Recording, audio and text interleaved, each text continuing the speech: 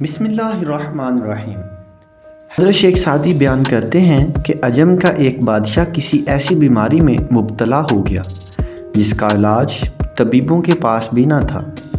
طبیبوں نے ہر چند کوشش کی کہ بادشاہ کی بیماری ختم ہو جائے، مگر بجائے افاقہ ہونے کے بادشاہ دن بدن کمزور ہوتا چلا گیا، یہاں تک کہ اٹھنے کے قابل بھی نہ رہا۔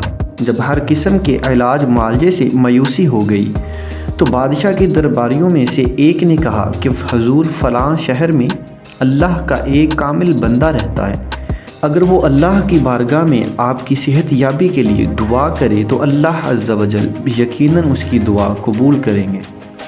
بادشاہ نے حکم دیا کہ وہ شخص فوراً ان بزرگ کی خدمت میں جائے اور بادشاہ کی صحت یابی کے لیے دعا کروائے۔ وہ شخص بادشاہ کے حکم کے مطابق ان بزرگ کی خدمت میں حاضر ہوا اور بادشاہ کی صحت یابی کے لیے دعا کی درخواست کی۔ ان بزرگ نے جب اس شخص کی بات سنی تو غصے میں آ گئے اور کہنے لگے کہ میری دعا اسے کس طرح فائدہ پہنچا سکتی ہے، جبکہ وہ ساری زندگی مظلوموں پر ظلم کرتا رہا، اور جس نے اللہ کی مخلوق پر رحم نہیں کیا اس پر اللہ بھی رحم نہیں کرتا۔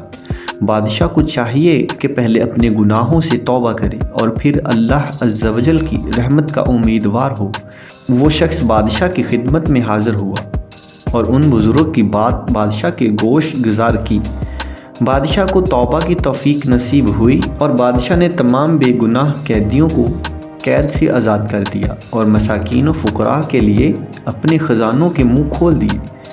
جب ان بزرگ کو بادشاہ کی توبہ اور اس کی سخاوت کا علم ہوا تو انہوں نے وضو کیا اور 2 رکعت نماز ادا کی اور پھر ہاتھ اٹھا کر بادشاہ کی صحت یابی کے لیے دعا کی۔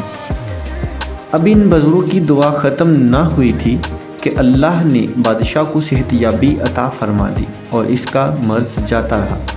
اب بادشاہ بالکل تندرست انسانوں کی مانند زندگی گزار رہا تھا۔ ان بزرگ نے بادشاہ کو نصیحت کی کہ اے بادشاہ، اللہ عز و جل نے تجھے معاف کر دیا اور تجھ پر لازم ہے کہ اب تم محتاط زندگی بسر کرے، کیونکہ بار بار گرنے والا بالآخر سنبھلنے کے قابل نہیں رہتا۔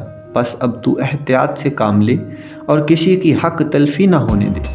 یاد رکھیے، حضرت شیخ سعدی رحمۃ اللہ تعالیٰ علیہ بیان کرتے ہیں کہ اللہ کے نیک بندوں کی دعائیں اللہ قبول کرتا ہے، مگر دعا کی قبولیت کے لیے اولین شرط یہ ہے کہ بندہ اپنے گناہوں سے توبہ کرے اور آئندہ ان گناہوں سے بچنے کی کوشش کرتا رہے۔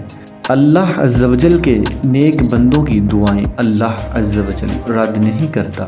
ان کی خدمت میں حاضر ہوتے رہنا چاہیے اور اپنے لیے دعا کرواتے رہنا چاہیے۔